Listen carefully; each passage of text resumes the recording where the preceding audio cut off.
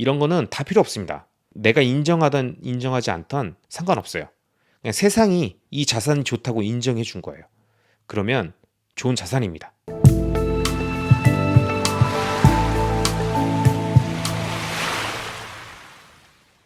안녕하세요, 리스펙입니다. 이번 영상은 내가 생각하는 좋은 자산과 투자 스타일, 그리고 매매 타이밍에 대한 내용을 말씀드리겠습니다. 여러분, 어떻게 하면 투자를 잘할 수 있을까요? 누구나 이걸 정확하게 알고 있다면 얼마나 좋겠습니까? 너무나도 어려운 얘기죠. 그리고 원론적인 이야기일 수도 있고 철학적인 이야기일 수도 있고요. 각자 이 부분에 대해서 고민하고 또 고민할 겁니다. 저 역시도 끝없이 고민했었고 지금도 계속 고민을 하고 있습니다. 하지만 그때그때 그 순간마다 결론이라는 걸 좀 내고 있는데, 지금 현재 생각하는 저의 결론은 자신이 강력하게 신뢰하는 것에 투자하고 그 믿음을 흔들림 없이 오랫동안 유지한다. 그럼 무엇에 투자했던 성공할 수 있다. 저는 성공하는 투자의 방법에 대해서 이렇게 정의를 내리고 있습니다. 이 내용에 대해서 조금 더 부연 설명드리면 이렇습니다. 만약 자신이 장기적으로 신뢰하고 있는 자산이 예를 들어서 금이다, 금뿐이다 라고 하면 그 사람은 금에 오랫동안 투자하면 됩니다. 그리고 그렇게 오랫동안 투자를 하면 성공할 것입니다. 그리고 나는 딴 건 다 모르겠고 부동산이 최고인 것 같다, 그렇게 생각하시는 분이 있으면 그 분야만 집중적으로 파서 좋은 부동산을 계속 모으고 불리면 성공하시는 겁니다. 그리고 누군가는 미국 주식, 누군가는 비트코인, 이렇게 각자 자기가 생각하는 분야가 하나일지 두 개일지 세 개일지 생각하고 있는 조건들이랑 바라보는 관점에 따라서 다 다르겠죠. 그런데 그렇게 생각했었을 때 자기가 괜찮다고 생각하는 자산들을 오랫동안 신뢰하고 모아가고 지속적으로 투자한다면 성공할 수 있다고 본다는 겁니다. 근데 제가 이렇게 말씀드리면 바로 반문하실 거예요. 야, 그게 말이 되냐? 믿기만 하면 다 된다고? 야, 그러면 어떤 투자가 실패하냐? 말이 되는 소리란 말. 이렇게 말씀하실 수 있는데, 이 반문은 사실은 좀 그럴듯하지만 조금 외람된 이야기지만, 이렇게 말씀하시는 분이라면 전혀 투자에 대한 감이 좀 없는 분일 가능성이 높습니다. 그런 분들이 하시는 멘트일 것 같아요, 제 생각엔. 왜냐면 지금 이렇게 말씀하시는 분들은 크게 두 가지 사실을 놓치고 있는 겁니다. 먼저 첫 번째, 무언가를 오랫동안 믿는다는 건 매우 어려운 일입니다. 그리고 두 번째, 안 좋은 걸 오랫동안 믿는 거는 거의 불가능에 가깝습니다. 이해되시나요? 우리가 오랫동안 무언가를 믿는다, 이거는 한번 믿어볼게 한다고 믿어지는 게 아니에요. 우리의 믿음이라는 거는 한 번 형성됐다고 그냥 쭉 가는 것이 아니라 그 갈대처럼 흔들리는 것을 계속 지속시켜 줄 수 있는 추가적인 에너지와 정보와 관계를 형성하기 위한 끊임없는 신뢰 과정들이 있어야 되는 거거든요. 그래야만 믿음이 지속되는 겁니다. 하물며 믿고 있는 걸 지속시키는 것도 이렇게 어려운데 안 좋은 걸 오랫동안 믿는다? 이건 불가능하죠. 그렇기 때문에 오랜 기간 내가 어떤 자산의 상승을 믿고 있다면 사실은 그 자산은 이미 좋은 자산입니다. 잘 생각해 보십시오. 내가 어떤 자산의 상승, 그리고 그 자산이 오랫동안 상승할 것이다 라고 믿고 있다라는 거는 그 자산이 좋은 자산인 걸 내가 발견했기 때문에 그 자산이 오를 거라고 생각하는 걸까요? 아니면 그 자산이 오랫동안 올라왔던 거를 믿고 있고 내가 봤기 때문에 그 자산이 앞으로도 오랫동안 지속할 거라고 생각하는 관성적 표현일까요? 닭이 먼저냐 달걀이 먼저냐에 대한 문제일 수도 있고, 사실 앞뒤를 정확하게 따지기 어려울 수도 있습니다. 하지만 무엇이 먼저냐를 따지기 전에 내 머릿속에 그렇게 각인되어 있는 어떤 자산이 있다면 그 자산은 그냥 좋은 자산이라는 겁니다. 예를 들어서 제가 만약에 이상한 주식 하나에 꽂혔어요. 바이오 관련된 주식인데 향후 바이오 산업의 미래를 뒤흔들 신약을 개발 중이고 이것만 나오면 엄청난 수익이 예상된다라는 장밋빛 레포트를 봤어요. 와, 이거 장난 아닌데? 그 순간 가슴이 그냥 바운스 하죠. 그러면 미치겠는데 어떻게 투자를 시작합니다. 그리고 투자를 하다 보니까 확증 편향도 좀 더 심해지고 더 좋게 보려고 하는 마인드도 강해지지 않겠습니까? 그래서 계속 미친 듯이 그 주식을 찬양하고 그 기업을 사랑하게 됩니다. 그런데 이게 사실 알고 보니까 좋은 기업이 아니었던 거예요. 그래서 안 좋은 기업이고 안 좋은 주식이다 보니까 뭔가 시간이 지날수록 이거 아닌데? 이거 아닌데 하는 믿음에 균열이 가는 사건들이 발생해요. 근데 이런 사건들이 발생되면 처음에는 귀를 막고요. 안 듣죠. 왜? 자기 자신도 믿음과 신뢰라는 게 있으니까. 이런 사소한 뉴스 하나하나에 내가 흔들리면 안 돼. 이런 거는 그냥 퍼드야. 이렇게 생각하고 넘긴단 말이에요. 그런데 이상하게 좀 뭐가 좀 이상한데? 이런 문제가 좀 보통이 아닌 것 같은데라고 하는 일들이 계속 지속적으로 발생되면 스스로도 되게 혼란스러워지죠. 그리고 그런 혼란스러워진 상황들이 생기면 결국 신뢰가 깨집니다. 그러니까 오랫동안 무언가를 우리가 믿는다는 게 생각보다 얼마나 어려운 일인지를 보여주는 거예요. 만약에 이 바이오 기업에 투자해서 이 혼란스러운 과정이 돼서 결국 신뢰가 깨지기까지의 과정이 뭐 몇 년짜리 이런 게 아닙니다. 불과 1년 또는 6개월 내에도 이 신뢰는 그냥 바로바로 깨져버립니다. 이해되시나요? 안 되신다고요? 생각해 보십시오. 여러분들이 주식에 투자했고요. 미국 주식에 투자했고요. 또는 테슬라 아니 비트코인에 투자했다가 가격이 지금처럼 계속 내려오니까 어떻습니까? 아무렇지도 않으신 분들도 당연히 계시겠지만 이거 아니었나? 라는 생각을 하실 수도 있어요. 그리고 하물며 알트코인에 투자했었다면 그 높은 변동성에 지금 90%, 95% 그냥 거의 가로되기 직전까지 떨어져 있는 그 코인을 보면서도 아직도 그 코인이 장밋빛 미래를 믿고 계십니까? 지금은 그 신뢰가 뭐고 다 사라졌죠. 왜? 지켜줘야 될 가격선을 지켜주지 않고 계속 끊임없이 개발돼야 되는 그 개발 상황도 지켜지지 않고 있고 관리도 안 되고 있는데 무슨 믿음이 있겠어요? 지금 팔아봤자 가로밖에 안 되니까 어쩔 수 없이 들고 간다 정도의 느낌일 거예요. 이런 겁니다. 얼마 전까지만 해도 우리가 확신에 차가지고 무언가를 피토하면서 얘기했더라도 가격이 떨어지면 그 가격에 반응해서 갑자기 싸늘하게 식어버리는 그 믿음, 그게 우리 인간의 신뢰와 믿음이라는 것입니다. 그렇기 때문에 내가 좋다고 생각하는 그 자산들을 떨어지는 상황에서도 믿어주는 것, 그리고 끝까지 신뢰를 잃지 않으려고 믿고 가는 것도 어려운데 조금 긴가민가 했던 것들은 그냥 지금 같은 상황에선 다 그냥 나가자 빠져요. 내 자산에 대한 믿음이 어느 정도였는지는 그래서 하락기 때 정확하게 알 수 있습니다. 하락기 때가 그 자산에 대한 나의 솔직한 감정입니다. 사람도 마찬가지죠. 서로 간의 신뢰를 다시 한번 확인하게 되는 거는 그 사람이 정말 어려운 상황에 처했을 때, 그런 상황일 때 나를 믿고 따라주는 사람과 내 옆에서 내가 잘 나갈 때 좋은 말 했다가 내가 상황이 조금 안 좋아지니까 바로 칼 자르듯이 딱 관계 정리하는 사람들이 생기잖아요. 그런 것들이 정말 정확하게 자신에 대한 믿음과 주변의 평판, 그 다음에 어떤 사람이 좋은 사람이고 어떤 사람이 나를 진정으로 생각하지 않았던 사람인지를 깨닫게 되는 과정인 것처럼 우리 자산과 나와의 관계도 그런 것입니다. 혹시 당신은 지금까지 투자한 자산 중에 5년 이상 들고 있는 게 있으십니까? 이 질문을 던진다면 대부분의 사람들은 없다고 할 거고요. 설령 있는 사람도 대한민국 사람이라면 부동산이라고 이야기할 가능성이 되게 높습니다.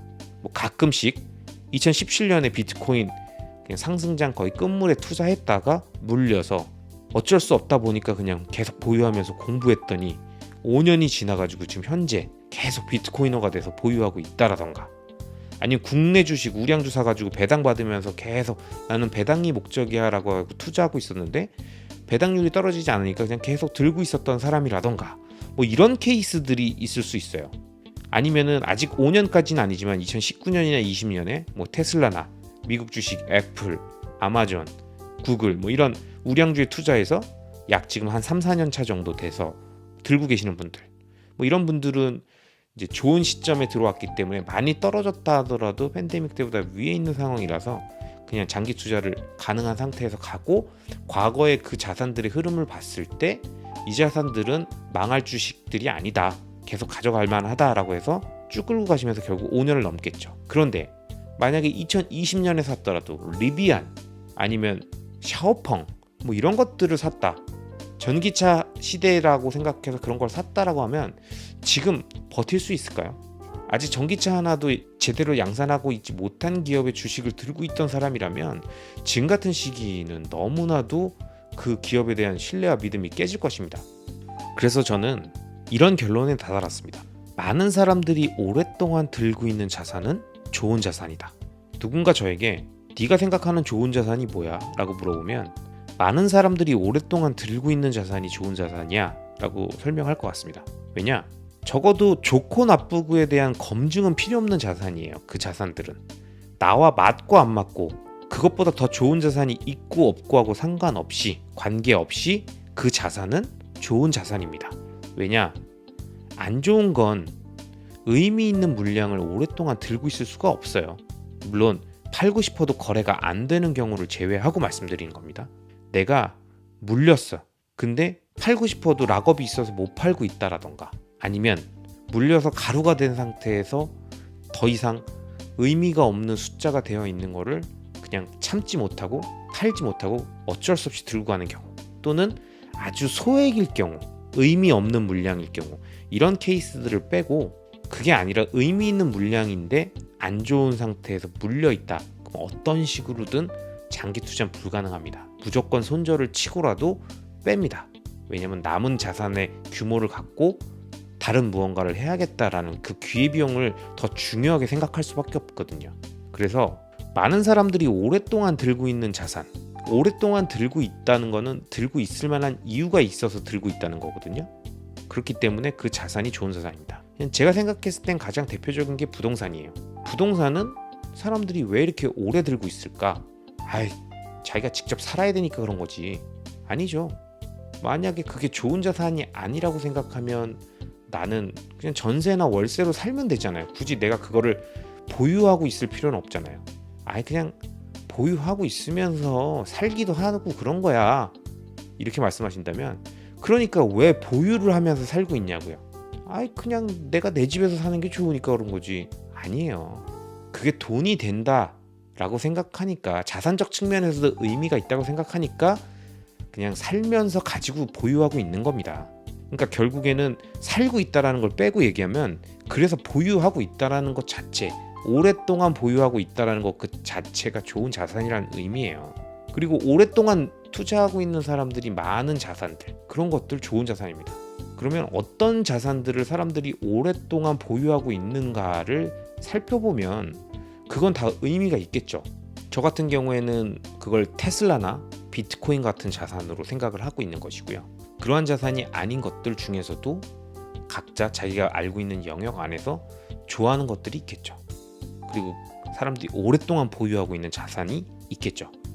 그리고 그런 자산들은 내가 좋아하고 안 좋아하고를 따지기 전에 그런 자산들이 뭐가 있고 그러한 현상들이 나타나는 게 뭐가 있는지를 알아보는 것은 되게 중요합니다.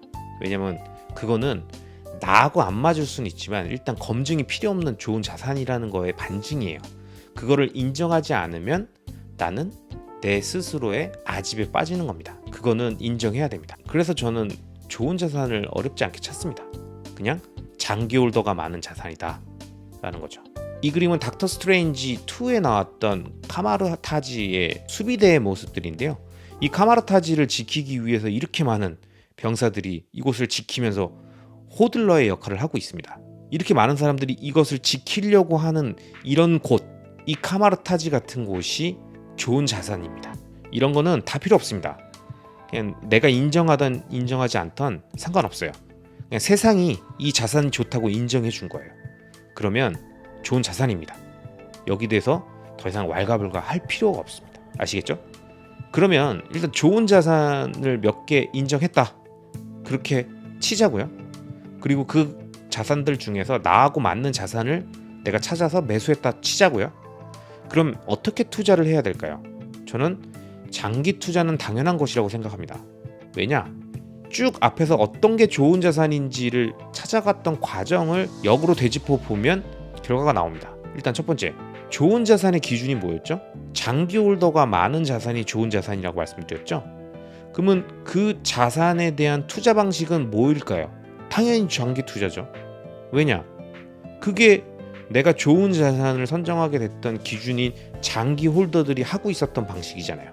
그 자산이 좋은 자산임을 선임자가 어떻게 투자해야 되는지를 보여주고 있었던 게 장기 투자 방식이었기 때문에 그 좋은 자산의 기준으로 찾은 좋은 자산은 당연히 그 사람들이 했던 것처럼 하는 것이 맞는 것이다. 그러니까 즉 장기 투자가 선임자들과 동일한 방식으로 투자하는 가장 좋은 투자 방법이다. 이겁니다. 그럼 장기 투자를 하는데 중간중간에 매도나 매수해야 될 때는 어떻게 해야 되냐?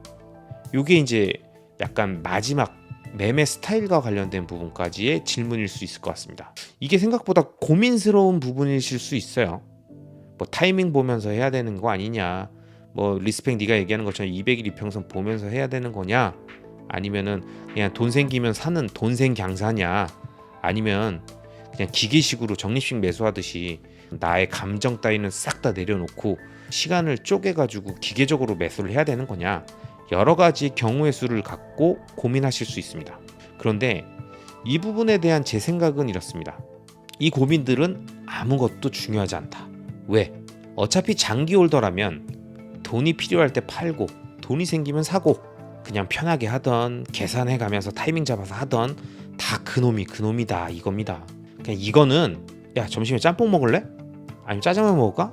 아 짬뽕이야 짜장. 아 나는 이 정도 수준의 아주 소소한 고민 수준입니다. 시간이 지나고 나서 보면 아무 의미가 없어요. 진짜입니다. 내가 돈이 필요한 일이 있어가지고 한 달 후에 현금화해야 되는 자산이 있다고 생각을 해보자고요.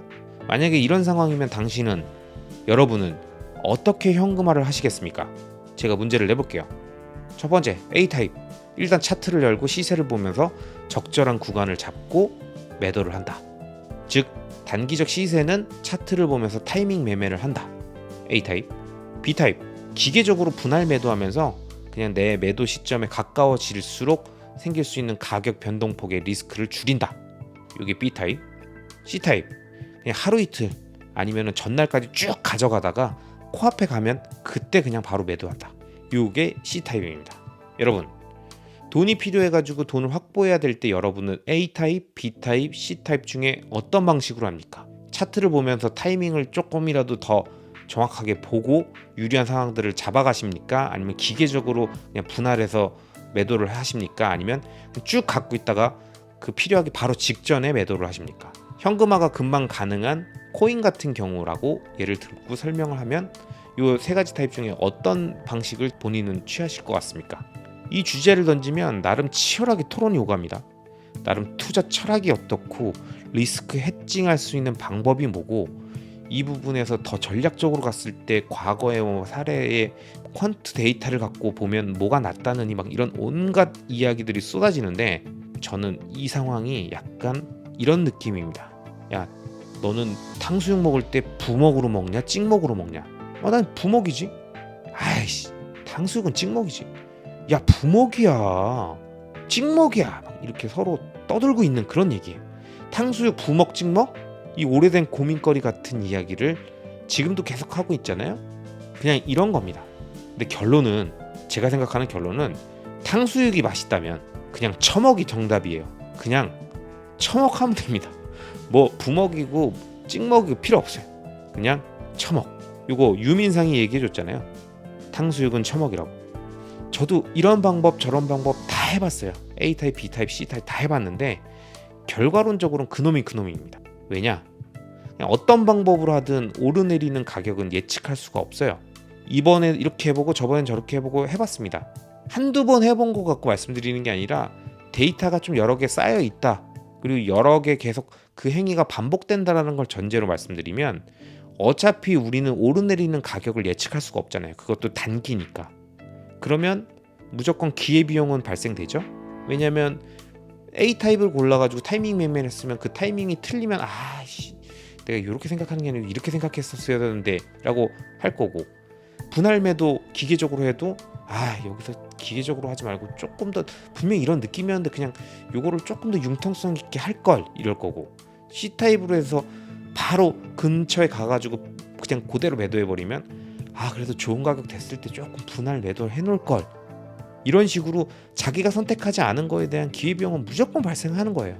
때론 심하게 자책할 정도로 큰 기회비용이 발생하기도 합니다. 하지만 이건 자신의 선택이 잘못된 게 아니고요. 어떻게 팔았던 그 선택이 여러 번 반복됐다면 결국에는 평균에 회귀합니다. 생각해보세요.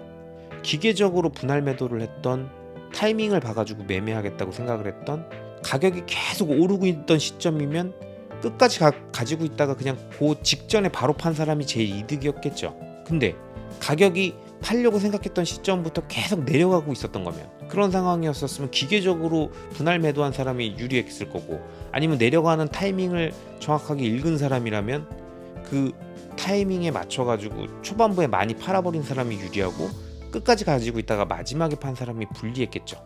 어떻게 가격이 움직였느냐에 따라서 A타입, B타입, C타입의 결론이 나오는 거지, A타입, B타입, C타입을 고른 거에 따라서 결과가 좋아지고 나빠지고가 아니라는 겁니다. 그러니까 결국은 우리가 어떻게 움직이는지를 컨트롤할 수 없는 그 가격이라는 게 변수지, 방식은 중요하지 않아요. 그러니까 여러 번 하고 계속 그 행위가 반복된다고 생각하면 그냥 내가 하고 싶은 대로 하는 게 최고입니다.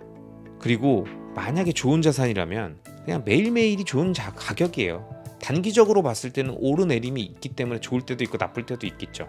그런데 길게 시계열을 놓고 보면은 매일매일이 좋은 가격이죠. 그 시점이 제일 최저점이라고 볼 수 있잖아요. 그러니까 고민하지 말고 그냥 사고, 고민하지 말고 돈 필요하면 팔면 됩니다. 뭐 이렇게 타이밍 매매 같은 거 할 필요도 별로 없어요. 그래서 저는 요즘에는 어떻게 하냐면, 돈이 필요하다 그냥 쭉 갖고 있다가 마지막 시점에 파는 C타입으로 합니다. 왜냐? 해보니까 그냥 그게 제일 낫더라고요. 중간에 고민할 것도 없습니다. 필요한 순간 팝니다. 그럼 적어도 자책할 필요도 없고 타이밍 잴 필요도 없어요. 그냥 이런 거예요. 근데 제가 말씀드렸듯이 그냥 C타입처럼 쭉 갖고 있다 파는 게 무슨 느낌이냐면 이런 거죠. 제가 열심히 저축을 해가지고 통장에 돈을 쌓아놨어요. 그런데 사고 싶은 물건이 있어서 일단 구매 버튼을 눌렀어요. 그리고 이제 계좌이체 해야 돼요. 그럼 계좌이체 언제 해야 돼요? 언제 계좌이체 해야 될까요? 근데 여기서 막 이런 고민하시는 분 있어요. 3번 나눠서 보낼까? 아니면은 그 마감 시간 12시 자정 넘어가기 바로 직전에 보낼까? 이런 고민하십니까? 누가 이런 고민해요? 그냥 마음 내킬 때 보내시잖아요. 똑같아요. 그냥 돈 써야 될 일이 있어가지고 찾아야 되면 계좌이체 하는 거랑 똑같습니다. 내 저축되어 있는 거에서 일부 빼가지고 보내는 거기 때문에 그 가격이 변동하잖아요. 이건 일반 돈이잖아요. 여러분, 인플레이션이 이렇게 발생되고 있는데 그냥 돈이 어디 있습니까? 시간이 지날수록 계속 떨어지잖아요. 그러다가 금리 인상하면은 조금 다시 달러 가격 올라가듯이 화폐 가치가 올라가는 거 아니에요? 라고 얘기할 수 있는데, 그 잠깐 올라가는 거, 깨짝 올라가는 그게 긴 시계열로 보면 무슨 의미가 있겠어요? 결국에는 자산만이 그 가치를 보존해 줄 수 있는 거잖아요. 그런데 그 자산을 팔아야 되는 시점이다라고 치면 사실은 단기적인 상황에서 나누던 안 나누던 뭐 상관없지만 그냥 끝까지 가지고 있다가 마지막에 파는 전략으로 가도 상관없더라고요. 그래서 저는 그냥 고민 없이 그렇게 하고 있습니다. 자산 매도도 마찬가지예요. 그냥 좋은 자산은 현금 같은 거예요. 그냥 언제 보내던 가장 비싼 가격에 보내는 겁니다. 그리고 그렇게 생각하세요. 그게 마음이 편합니다. 괜히 복잡하게 생각하지 마시고, 인생을 끝없이 복잡하게 생각하려고 그러면 한도 없잖아요. 간단하게 볼 것들은 간단하게, 좀 간단 명료하고 단순하게 봐야 됩니다. 내 시기야를 되게 좁게 가져가면요, 이런 자잘자잘한 고민들만 생깁니다. 이 플립 위에 있는 이슬 하나하나 이런 거 막 보고 있으면 이슬이 몇 개야 막 이런 생각하죠. 그런데 시야를 좀 더 넓게 가져가고 시야를 크게 보면 다른 고민들이 보이죠. 그리고 이런 자잘자잘한 고민들은 사라집니다. 넓게 보면 지금 이 넓은 평야에 저 멀리서 오는 먹구름이 보이지, 그 풀잎에 있는 자잘자잘한 이슬 하나하나가 보입니까? 그 이슬 하나하나가 신경 쓰이고 이슬 몇 개인지 세고 계세요? 그렇게 넓게 보면 그냥 그 구름의 이동이 나한테 보이는 거죠. 멀리서 먹구름이 오고 있구나, 그 뒤엔 해가 있구나, 그냥 그런 것들이 보여지는 겁니다. 부먹이냐 찍먹이냐, 3번에 나눠서 파냐 아니면 차트 보면서 파냐, 다 그냥 이슬 같은 거다. 이 투자의 세계에서 내가 고민해야 되는 여러 가지 요소 중에 이슬 같은 요소이다. 그런 것들은 내가 가장 덜 신경 쓸 수 있는 방법으로 하자, 이렇게 말씀드리겠습니다. 여러분, 이 영상에선 제가 생각하는 좋은 자산에 대한 의미, 그리고 그 좋은 자산을 골랐다면 어떤 방식으로 투자를 해야 되는지, 그리고 마지막으로 그러한 자산들을 투자할 때 추매나 아니면은 부분적인 익절을 해야 되는 상황일 때는 어떤 방식이 가장 유리한지에 대해서 제가 가지고 있는 생각들을 말씀드렸습니다. 제가 말씀드렸던 내용이 모두 정답이다 아니면은 이것만이 옳다 이런 말씀을 드리는 게 아니라, 여러분들도 본인이 생각하는 어떤 투자에 대한 올바른 자산을 선정하는 과정과 그 자산을 매집해 나가는 과정, 그리고 어떤 방식으로 투자할지에 대해서도 저처럼 한번 생각해보고 이렇게 정리하는 시간을 가져보시는 건 어떨까요? 이번 영상이 마음에 드셨다면 구독과 좋아요, 알람 설정 부탁드리고요. 좋은 영상이 여러분들 덕분에 많이 퍼져나가고 있습니다. 지금도 계속 퍼져나갈 기회들이 남아 있으니까요. 여러분들 이 영상 많은 추천 부탁드리겠습니다. 감사합니다.